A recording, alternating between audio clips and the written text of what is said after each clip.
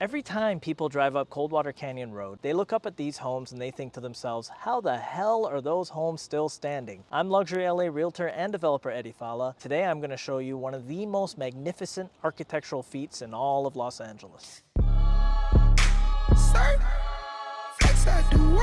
I'm up here in Coldwater Canyon, and some of the most unbelievable homes in Los Angeles are sitting right on these slopes. From the street, they look impossible. You'll see these huge homes hanging out over the canyon on what looks like skinny stilts, like somebody built a luxury home and they forgot to build the ground underneath it. But these homes are actually a part of a really fascinating chapter of Los Angeles history. After World War II, Los Angeles started expanding rapidly into the hills. Flat land in the basin was filling up fast, but the views in neighborhoods like Coldwater Canyon were unmatched. Laurel Canyon, Beverly Glen, they were incredible. So naturally, developers realized that if they could figure out how to build on the hill rather than flatten it out, they could turn what looked like impossible land into some of the most desirable real estate in the city. So engineers and architects started experimenting with hillside design. Some of the most influential names, including Richard Neutra, Pierre Koenig, and John Lautner, were architects who helped push the limits of what was possible on steep canyon terrain and created some of the most iconic hillside homes in Los Angeles. At the peak of this trend in the 1950s and 60s, more than 1,500 stilt homes were built across Los Angeles. That's when these gravity-defying houses became a signature part of LA architecture. But here's the part that most people get wrong. These homes are not actually balancing on those thin-looking posts. The real support system is buried deep inside the mountain using massive concrete columns called